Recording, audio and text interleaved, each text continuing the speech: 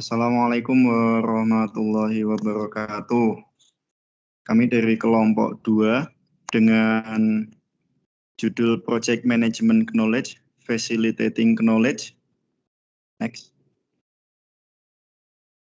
Kelompok 2 kami yang beranggotakan saya, Muhammad Sabili Janata, dengan NIM 002, Alfinida Nuraini, NIM 004, Anzar Raihan Putra, dengan NIM 012, Bella Yuliana, dengan NIM 025, Yunarina Diva dengan NIM 027, kemudian Siti Firda 026. Next.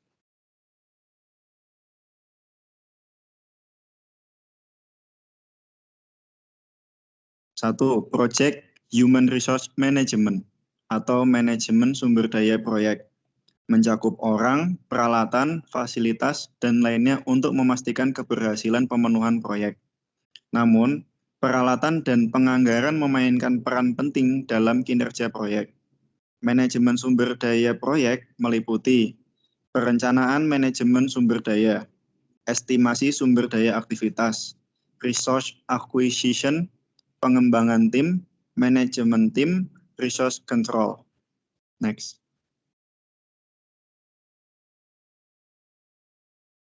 Dua, project communication management atau manajemen komunikasi proyek. Untuk komunikasi proyek yang sukses, manajer proyek harus melaksanakan kegiatan berikut. 1. Perencanaan manajemen komunikasi. 2. Manajemen komunikasi. Dan yang ketiga, di pemantauan komunikasi. Next.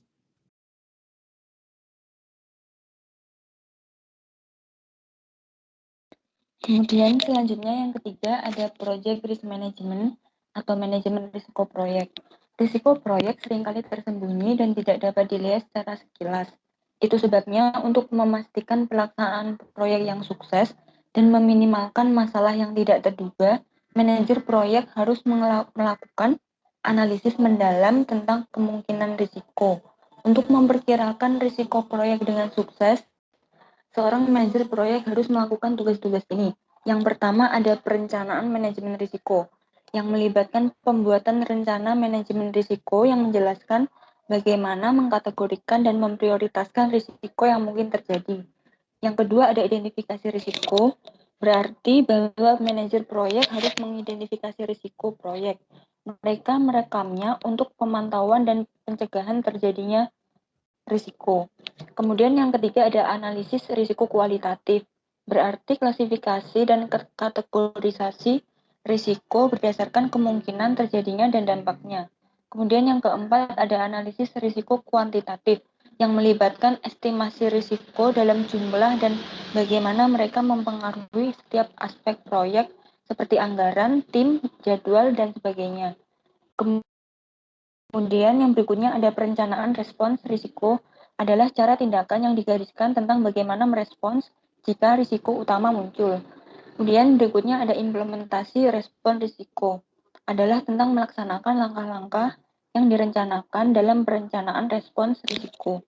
Dan yang terakhir ada pemantauan risiko, yaitu pengawasan pengembangan proyek dan evaluasi terjadinya risiko. Jika risiko menjadi usang atau tidak relevan, Anda dapat mencoretnya dari daftar risiko. Kemudian selanjutnya,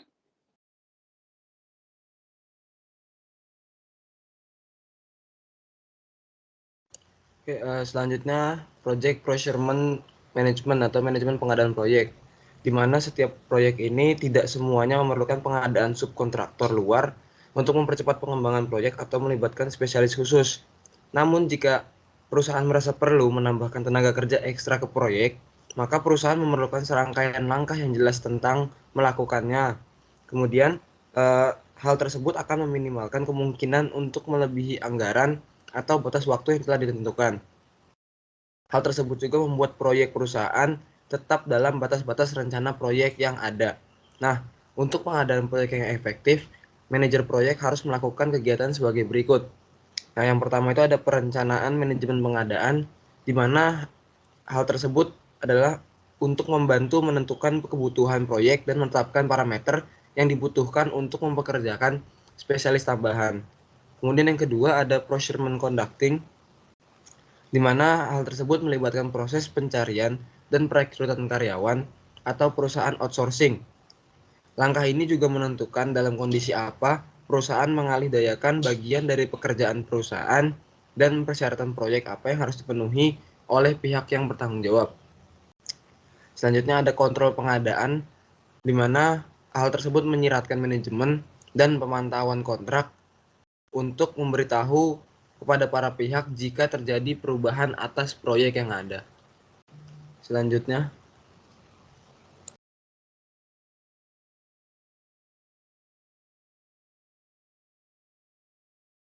Baik, yang kelima ada Project Stakeholder Management atau manajemen pemangku kepentingan proyek.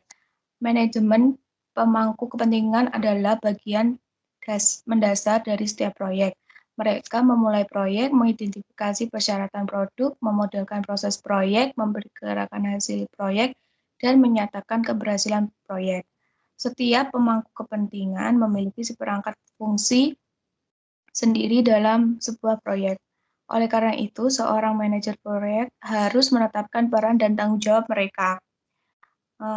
Hal yang harus dilakukan manajer proyek agar bisa berinteraksi secara efektif dan menambah nilai bagi pengembangan proyek yaitu ada 4. Yang pertama, identifikasi pemangku kepentingan. Ini adalah salah satu langkah awal yang dilakukan untuk memulai sebuah proyek. Pemangku kepentingan proyek dan peran mereka biasanya diuraikan dalam salah satu dokumen proyek pertama, daftar pemangku kepentingan. Yang kedua, ada perencanaan keterlibatan pemangku kepentingan. Ini adalah tentang membuat daftar pemangku kepentingan dan memperkirakan dampaknya terhadap proyek, peran, dan tanggung jawab mereka. Yang ketiga, manajemen keterlibatan pemangku kepentingan ini melibatkan identifikasi dan memenuhi harapan para pemangku kepentingan. Misalnya, jika mereka memiliki alat yang cukup untuk menyelesaikan bagian dari proyek, masalah proyek apa yang mungkin mereka hadapi di masa depan, dan lain-lain. Yang keempat, ada pemantau keterlibatan pemangku kepentingan. Ini adalah tentang pemantauan jika kebutuhan para pemangku kepentingan terpenuhi dan apa yang mungkin mereka butuhkan di masa depan. Selanjutnya akan dijelaskan oleh teman saya. Baik, selanjutnya ada 5 fase proyek manajemen knowledge atau area pengetahuan di antaranya. Yang pertama, fase inisiasi, yaitu memulai proses dengan mengembangkan laporan awal dan mengidentifikasi pemangku kepentingan. Yang kedua, tahap perencanaan, yaitu perencanaan proyek dengan persiapan rencana, pengelolaan, ruang lingkup, dan lain-lain. Yang ketiga, fase eksekusi, yaitu eksekusi proyek sesuai dengan data manajemen yang direncanakan di semua area pengetahuan. Yang keempat, tahap pemantauan dan pengendalian, yaitu pemantauan dan pengendalian proyek sesuai dengan kemajuan yang direncanakan. Terakhir, fase penutupan, yaitu serah terima proyek kepada pelanggan setelah penandatanganan terakhir. Materi selanjutnya akan disampaikan oleh rekan saya. Selanjutnya ada pemetaan 5 area pengetahuan dan 5 grup proses. Yang pertama ada proses manajemen SDM proyek yang terbagi dalam 2 fase. Yang pertama fase perencanaan, dan di dalamnya adalah merencanakan manajemen sumber daya manusia. Dan di fase berikutnya ada eksekusi, dan di dalamnya ada akuisisi tim proyek, kembangkan tim proyek, dan kelola tim proyek. Proses yang kedua ada manajemen komunikasi proyek, yang terbagi dalam 3 fase.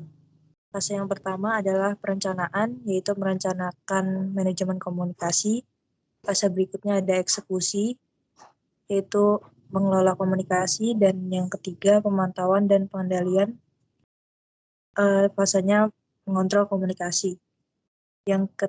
Proses ketiga adalah manajemen risiko proyek yang terbagi dalam 2 fase, yaitu perencanaan yang di dalamnya ada merencanakan manajemen risiko, identifikasi risiko, rencanakan analisis risiko kualitatif, rencanakan analisis risiko kuantitatif, dan merencanakan respon risiko.